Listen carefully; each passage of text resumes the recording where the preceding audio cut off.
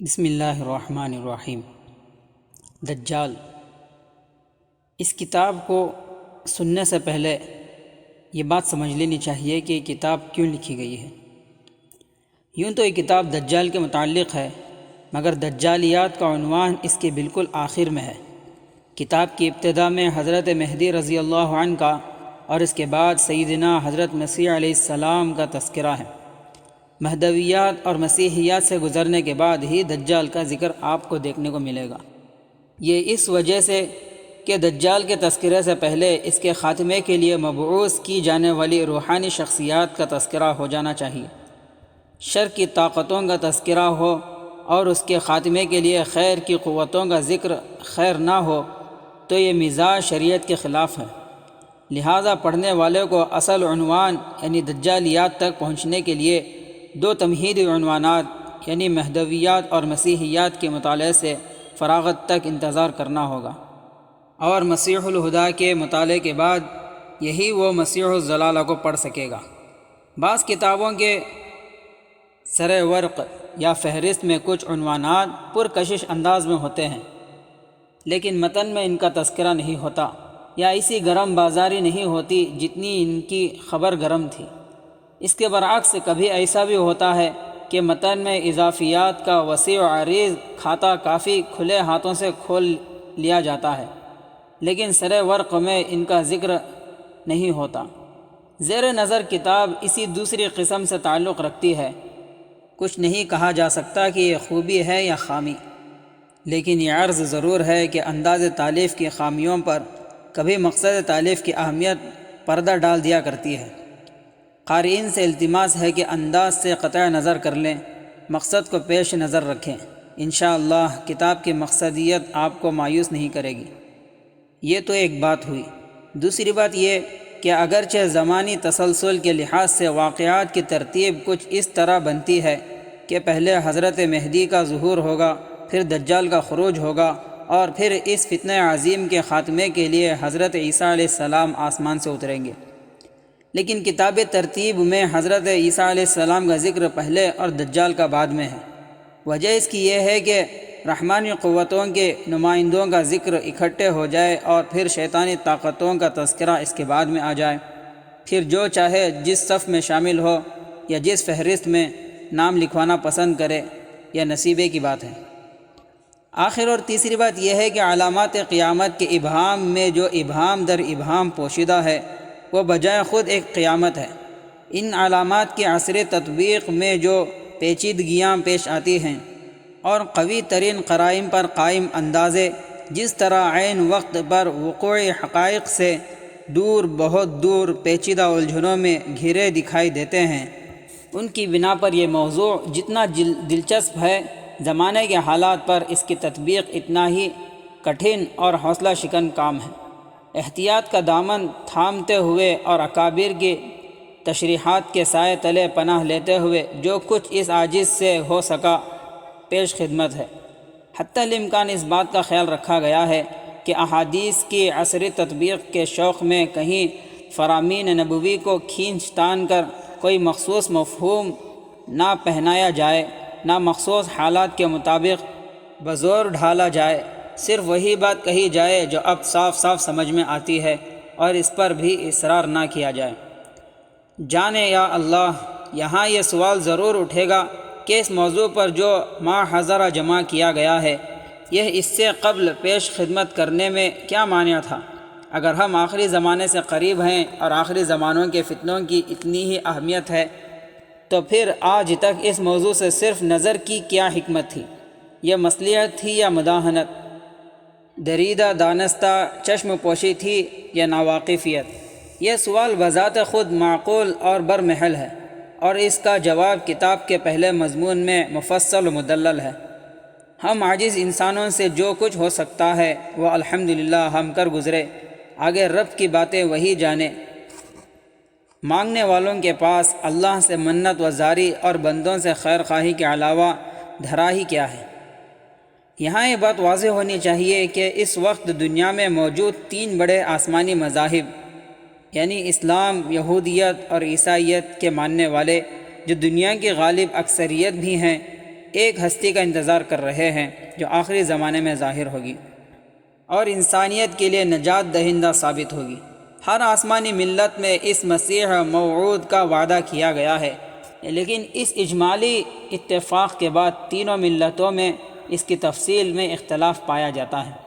اہل اسلام حضرت عیسیٰ ابن مریم علیہ السلام کے آسمان سے نزول ہونے کے منتظر ہیں۔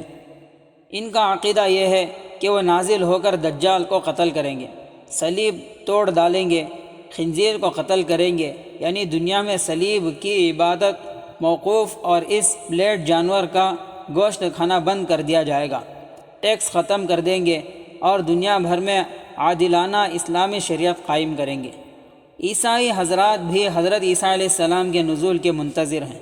فرق یہ ہے کہ ان کے نزدیک حضرت عیسیٰ علیہ السلام مصلوب ہونے کے 3 دن بعد آسمان پر لے جائے گئے اور پھر آخر زمانے میں نازل ہو کر غیر عیسائیوں کا خاتمہ کر دیں گے۔ اس دوران عیسائی حضرات آسمان کے بالا خانہ میں بیٹھ کر غیر عیسائی انسانیت کے خاتمے کا مشاہدہ کریں گے، جبکہ مسلمانوں کے نزدیک سیدنا حضرت عیسیٰ علیہ السلام کو اللہ پاک صحیح سالم آسمان پر لے گئے۔ یہودی ان کا بال بیکا نہیں کر سکے، پھر آپ نازل ہو کر یہودیوں کا خاتمہ کریں گے اور یہودیوں کے ساتھ وہ عیسائی جو صہیونی عیسائی بن کر یہودیوں کے مددگار تھے، ان کا بھی خاتمہ ہو جائے گا اور بقیہ رحم دل و ہمدرد عیسائی حضرت عیسیٰ علیہ السلام کے ہاتھ پر اسلام لے آئیں گے۔ یہودی جس شخصیت کا انتظار کر رہے ہیں وہ حضرت داؤد علیہ السلام کی اولاد سے القائم المنتظر ہے، اور یہودیوں کا عقیدہ ہے کہ وہ اس کی بدولت تمام دنیا پر حکومت کریں گے۔ مسیح یعنی المسیح الدجال مسیح الشر والضلالہ کی آمد پر عالمی یہودی ریاست قائم ہو جائے گی۔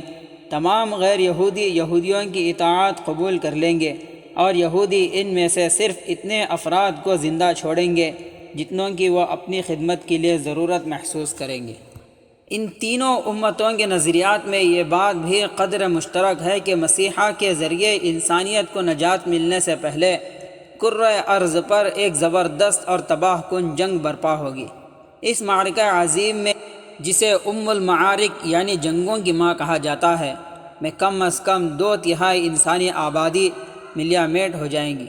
زندہ بچ جانے والے 1/3 لوگ اس دنیا پر بلا شرکت غیر حکومت کرے گی۔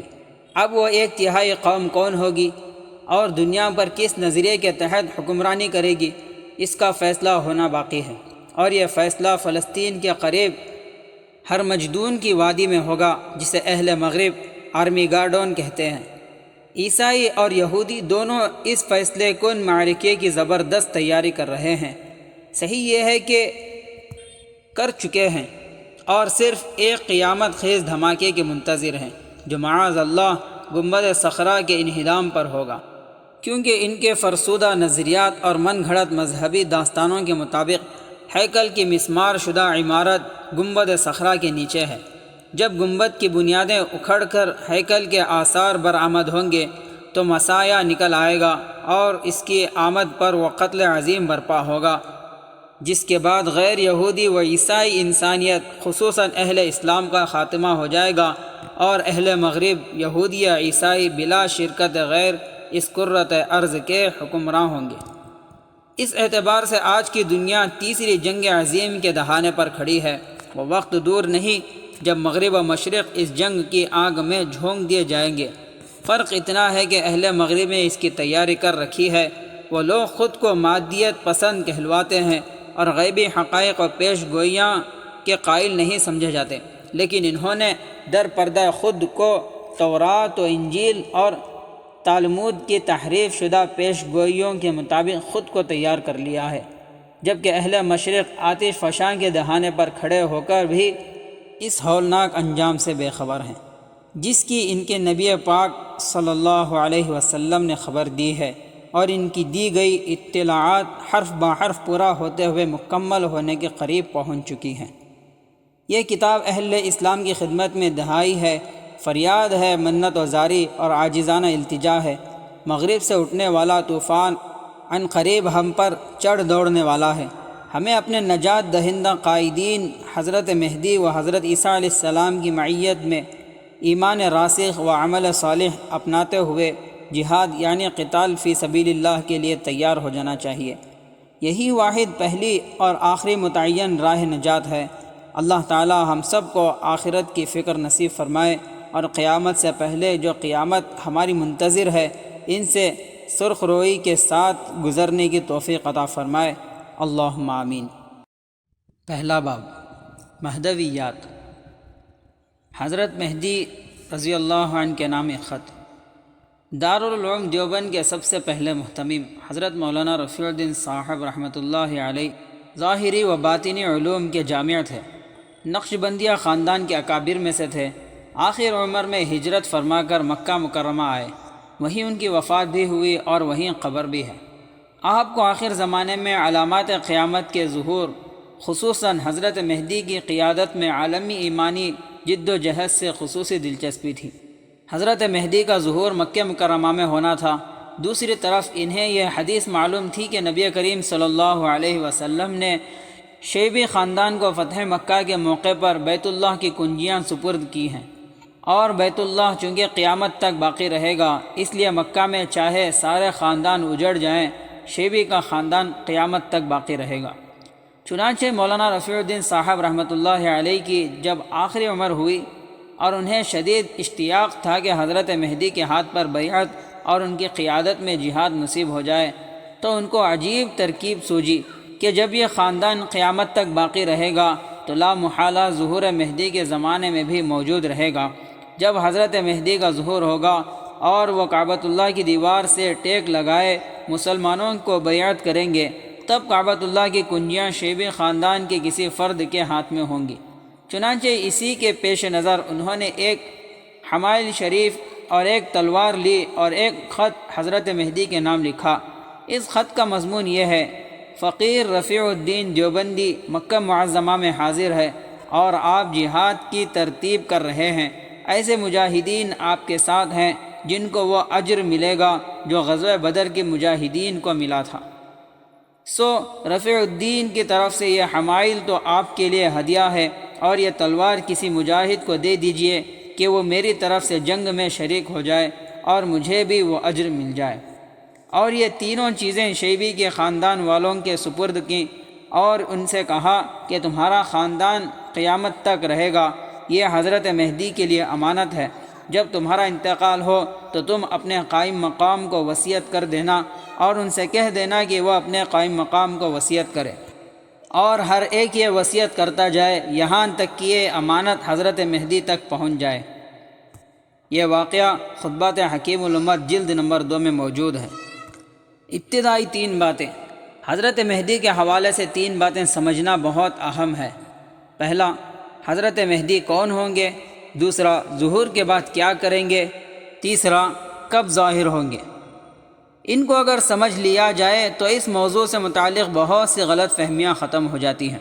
آج تک اس حوالے سے جو گمراہیاں پھیلائی گئیں یا جو غفلت برتی گئی، ان کی گنجائش بھی نہیں رہتی۔ پہلی بات، حضرت مہدی کون ہوں گے؟ سب سے پہلا سوال یہ ہے کہ حضرت مہدی کون ہوں گے؟ اس سوال کا جواب 2 طرح سے دیا جا سکتا ہے۔ پہلا، حضرت مہدی کا غائبانہ تعارف۔ حضرت کا غائبانہ تعارف تو متعین ہے، وہ حسنی سادات سے ہیں۔ ان کا نام نامی محمد یا احمد اور والد کا نام عبداللہ ہوگا۔ مہدویات کے محقق علامہ سید برزنجی فرماتے ہیں، مجھے ان کے والدہ کے نام کے بارے میں کوئی صحیح روایت نہیں ملی، البتہ بعض حضرات نے والدہ کا نام آمنہ تحریر کیا ہے۔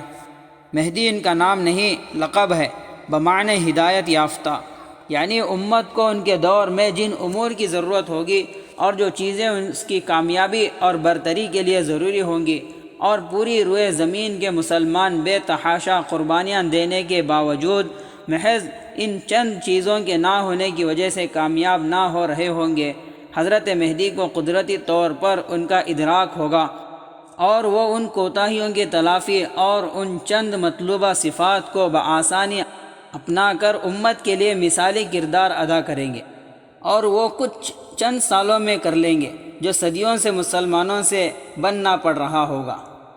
وہ ابھی پیدا نہیں ہوئے، عام انسانوں کی طرح پیدا ہوں گے، 40 سال کی عمر میں امت مسلمہ ان کو اپنا قائد بنائے گی اور ان کے ہاتھ پر بیعت کر کے کفر کے برپا کردہ مظالم کے خلاف وہ عظیم جہاد شروع کرے گی، جس کا اختتام عالمی خلافت اسلامیہ کے قیام پر ہوگا۔ یہ تو ان کا سیدھا سادہ تعارف ہے جو اکثر احادیث میں موجود ہے۔ دوسرا، حضرت مہدی کا حاضرانہ تعارف۔ جہاں تک بات حاضرانہ تعارف کی ہے تو اس سلسلے میں سب سے پہلے یہ یاد رکھنی چاہیے کہ وہ شخص سچا مہدی کبھی ہو ہی نہیں سکتا جو مہدی ہونے کا دعویٰ کرے۔ دعویٰ مہدویت اور حقیقی مہدویت میں آگ اور پانی کا تضاد ہے۔ اس کے کئی دلائل ہیں، چونکہ جھوٹے مدعی ہر دور میں فتنہ پھیلاتے رہے ہیں۔ ہمارے زمانے میں بھی اس روحانی منصب پر فائز ہو کر دنیاوی مفادات بٹورنے والوں کی کمی نہیں، لہٰذا ہم جھوٹے مدعیوں کے فتنے کی تردید میں چند مضبوط دلائل پیش کرنے کی کوشش کریں گے۔ پہلی بات، مہدویت ایک روحانی منصب ہے اور میرے شیخ و مرشد محبوب العلماء والصلحاء حضرت مولانا پیر ذوالفقار صاحب نقشبندی دامت برکاتہم اکابر کا ایک مقولہ نقل فرمایا کرتے ہیں، تصوف کے میدان میں مدعی کی سزا پھانسی ہے۔ پھر بات یہ ہے کہ حسنی سادات کو ظہور مہدی کا انعام ملا ہی اس لیے ہے کہ وہ اپنے جائز دعوے اور حق سے دستبردار ہو گئے تھے، تو اب سچے مہدی کے لیے دعوے کے ذریعے یہ عظیم منصب حاصل کرنے کی کیا گنجائش رہ گئی ہے؟ تفصیل اس اجمال کی یہ ہے کہ نواسۂ رسول سیدنا حضرت حسن رضی اللہ عنہ ایثار کا مظاہرہ کرتے ہوئے سیدنا حضرت معاویہ رضی اللہ عنہ کے حق میں خلافت سے دستبردار ہو گئے تھے اور محض مسلمانوں میں اتفاق اور صلح کی خاطر اپنا یہ حق چھوڑ دیا۔ اس کے بدلے آخر زمانے میں جب امت کو اتفاق و اتحاد کی ضرورت ہوگی تو اللہ پاک انہی کی اولاد میں سے ایک مجاہد لیڈر عالمی سطح پر خلافت کے قائم کے لیے منتخب فرمائیں گے، کیونکہ اللہ تعالیٰ کا قانون یہی ہے کہ جو شخص اللہ تعالیٰ کی رضا کی خاطر کوئی چیز چھوڑ دیتا ہے تو اللہ تعالیٰ اس کو یا اس کی اولاد کو اس سے بہتر چیز عنایت فرما دیتے ہیں۔ چنانچہ محدود علاقے میں خلافت چھوڑنے کے بدلے حضرت حسن رضی اللہ عنہ کی اولاد کو عالمی خلافت کا انعام ملے گا۔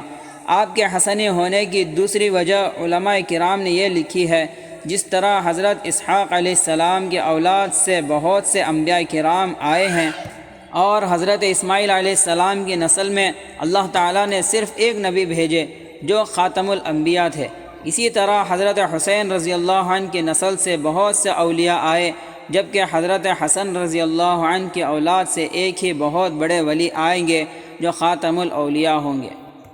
دوسری بات، مہدویت کا از خود دعویٰ کرنے والے کے جھوٹے ہونے کی دوسری دلیل یہ ہے کہ حضرت مہدی تو حدیث شریف کی بیان کردہ واضح علامت اور سچے اللہ والوں کے طریقے کے مطابق امامت و عہدہ اور منصب قبول کرنے سے جتنا ان سے بن پڑے گا گریز کریں گے، حتیٰ کہ وہ 7 علماء جو دنیا کے مختلف حصوں پاکستان، افغانستان، ترکی، شام، مراکش اور الجزائر، ازبکستان، سوڈان سے حضرت مہدی کی تلاش میں آئے ہوں گے، اور ہر ایک کے ہاتھ پر 310 سے کچھ اور اوپر افراد نے بیعت کر رکھی ہوگی، اور یہ سب مل کر شدت سے اس شخص کو تلاش کر رہے ہوں گے جس کے ہاتھ پر بیعت سے امت میں اتحاد و اتفاق ہوگا، مرکزی قیادت نصیب ہوگی، فتنوں کا خاتمہ ہوگا، یورپ کے صلیبیوں اور امریکہ و اسرائیل کے یہودیوں کی سازشیں دم توڑ دیں گی اور حکومت الہی قائم ہوگی۔ یہ سب اہل علم و صلاح بھی ہوں گے اور اپنے اپنی جماعت سے موت تک جہاد کی بیعت بھی لیے ہوئے ہوں گے۔ اے اہل اسلام، علم دین، تصوف شرعی اور جہاد فی سبیل اللہ کے حاملین اور داعیوں سے تم کہاں ورغلائے جاتے ہو؟ یہ 7 حضرات مل کر حضرت مہدی کو حرمین میں تلاش کریں گے۔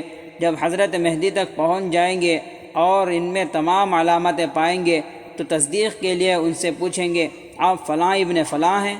حضرت مہدی ان کو خوبصورتی سے ٹالتے ہوئے کہیں گے، میں تو ایک انصاری ہوں، یعنی اللہ کے دین کی مدد کرنے والا، اور یہ کہہ کر مکہ مکرمہ سے چھپ کر مدینہ منورہ چلے جائیں گے۔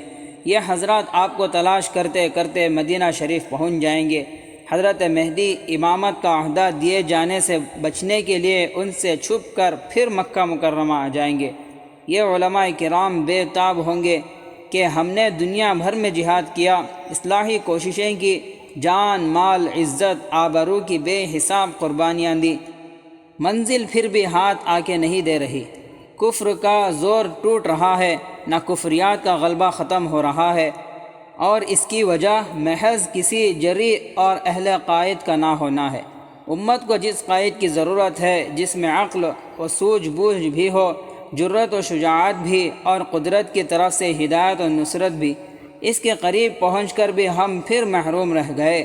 یہ آپ کو کھوجتے کھوجتے پھر حرم مکی آ پہنچیں گے، اس طرح 3 چکر حرمین کے درمیان لگیں گے۔ آخر کار یہ علماء تیسری مرتبہ حضرت مہدی کو حجر اسود کے پاس جالیں گے۔ آپ کعبے کے ساتھ چمٹ کر چہرہ کعبہ کی دیوار پر رگڑتے ہوئے امت کی حالت پر رو رہے ہوں گے۔ یہ علماء آپ کو پہلے خدا کا واسطہ دے کر کہیں گے کہ اگر آپ نے بیعت کے لیے ہاتھ نہ بڑھایا تو جتنی امت مظلومیت کی حالت میں ماری جا رہی ہے، اس سب کا گناہ آپ کے سر پر ہوگا۔ اس پر حضرت مہدی مجبور ہو کر مقام ابراہیم اور حجر اسود کے درمیان بیٹھ کر ان سے کہیں گے کہ آؤ پھر آخری فتح تک اکٹھے جینے مرنے کا عہد کریں گے۔ امیر اور مامور کے اس عہد کو شریعت کی اصطلاح میں بیعت کہتے ہیں۔ چنانچہ وہ ان علماء کرام سے شریعت کی اتباع اور مرتے دم تک جہاد پر بیعت لیں گے۔ اس ہجرت اور جہاد کے نتیجے میں عالمی سطح پر خلافت اسلامیہ قائم ہو جائے گی۔ حضور صلی اللہ علیہ وسلم نے مکہ مکرمہ سے مدینہ منورہ ہجرت فرما کر جہاد کا عمل جاری کیا تھا۔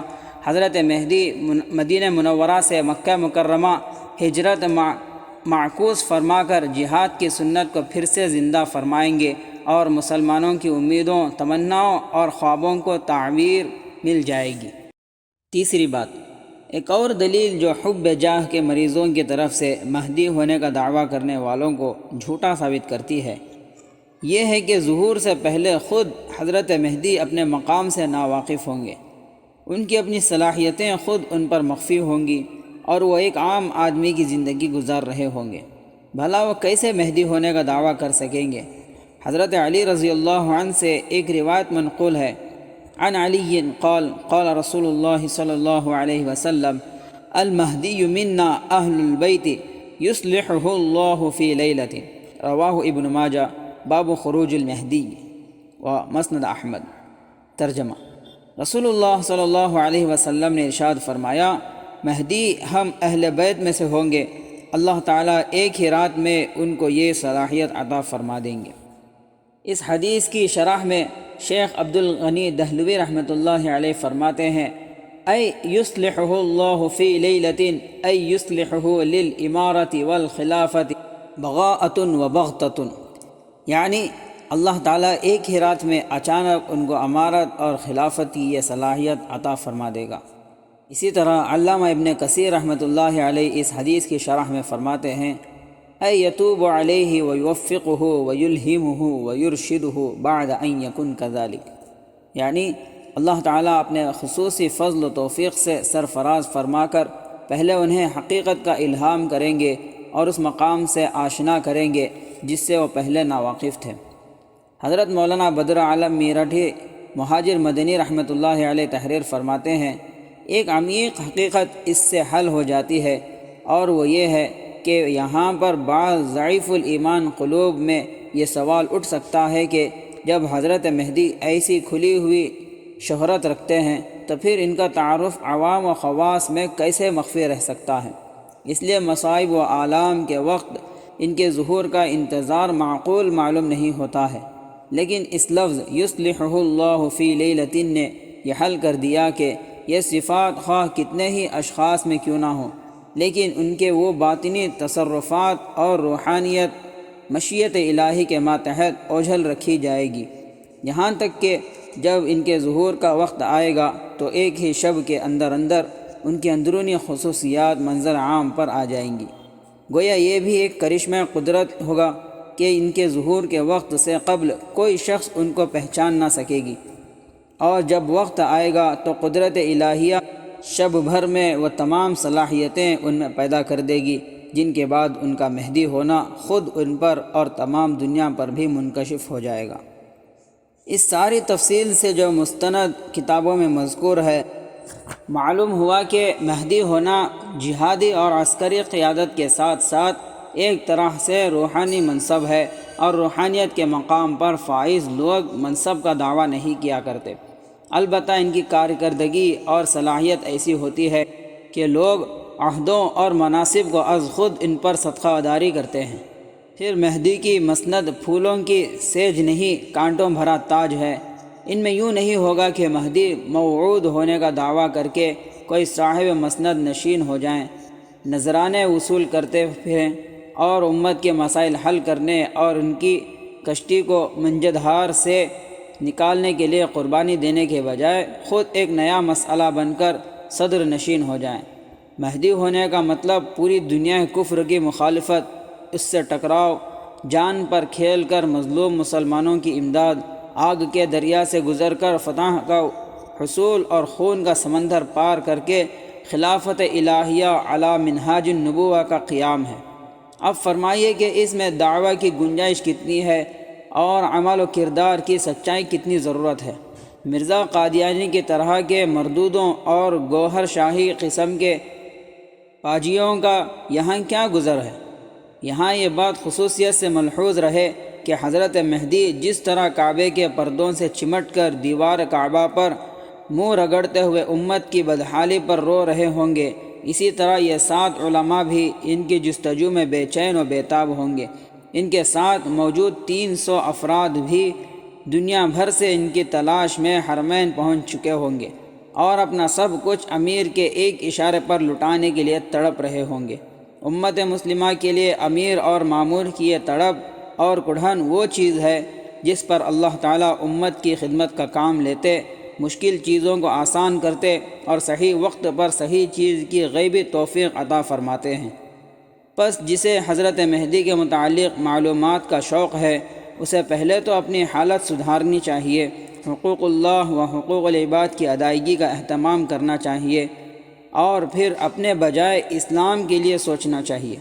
امت مسلمہ کی بگڑی بنانے میں علماء، مشائخ اور مجاہدین کا ہاتھ بٹانا چاہیے۔ اپنے جان، مال و وسائل میں مسلمانوں کے لیے وافر حصہ رکھنا چاہیے۔ ایسے ہی لوگ یا ان کی نسلیں اس مبارک لشکر میں شامل ہو سکتی ہیں۔ محض اندازے، قیاسات، تخیلات اور عمل کے بغیر، حسب منشا نتائج کی امید یا قربانی کے بغیر نرے جذبات کسی کام کے نہیں۔ ان 2 جوابوں کے بعد بعض قارئین کی نظر میں پہلا سوال ختم ہو گیا ہوگا، لیکن در حقیقت یہیں سے یہ سوال ایک نئے پہلو سے سر اٹھاتا ہے۔ حضرت مہدی کون ہوں گے؟ اس سوال پر اب تک جو بات ہوئی ہے وہ کتابی یا علمی اور ذہنی ہے، لیکن کیا محض اس سے تشفی ہو جاتی ہے؟ اس تخیلاتی تعارف کو عصری تطبیق کی شکل دیے بغیر بات پوری ہو جائے گی؟ یہ عاجز سمجھاتا ہے کہ بات کو یہیں تک لا کر چھوڑنے سے گمراہ اور نفس پرست قسم کے لوگوں کو موقع مل جاتا ہے کہ وہ جہاں چاہے تطبیق کرتے پھریں اور جسے چاہے مہدی مان کر اس کے لیے بہائی گئی جھوٹی روحانیت اور نفسیاتی مراعات کی گنگا میں ہاتھ دھوتے رہیں۔ ہمارے ہاں چونکہ طبیعتیں اور دماغ فتنہ زدہ ہیں، اس لیے جھوٹے مدعیوں کے پیچھے چلنے والے بہت ہیں اور سچے مہدی کی طلب رکھنے والے کم ہیں، کیونکہ جو یہ طلب رکھے گا اسے اس کے تقاضے بھی پورے کرنے پڑیں گے، اور نا آسودہ حسرتوں اور تشنہ تمناؤں کے مارے ہوئے آج کے مسلمانوں کے لیے یہی وہ چیز ہے جس سے ہماری جان جاتی ہے۔ دوسری طرف یہ بھی حقیقت ہے کہ اللہ تعالیٰ اور اس کے سچے پیغمبر صلی اللہ علیہ وسلم نے قیامت کی طرح اس کی علامات کو بھی کسی قدر مبہم رکھا ہے۔ ان کی صحیح تعین کسی کے بس کی بات نہیں۔ بہت سے محققین کے اندازے بھی غیر واقعی ثابت ہوئے ہیں۔ البتہ حتمی تعین اور مکمل ابہام کے درمیان محض امکانی تطبیق اور ممکنہ مصداق کی حد تک بات کی جائے، اس کی صحت پر اصرار نہ کیا جائے، نہ اس کی بنیاد پر شریعت کے خلاف یا اکابرین کے مشرب سے ہٹ کر کوئی تعویل کی جائے اور علماء کرام و مشائخ اعظام کی توجیہات و تنبیہات کو قبول کر لینے کے لیے تیار رہا جائے، تو زبان کھولنا شاید ممنوع نہ ہوگا، خصوصاً اس لیے کہ مقصد صرف اور صرف عامت المسلمین کو اصلاح نفس اور جد و جہد و جہاد کی دعوت دینا ہو تو آئیے ایک نظر ذرا اس پہلو پر ڈالتے ہیں۔ وباللہ التوفیق وهو العاصم من الشرور والفتن۔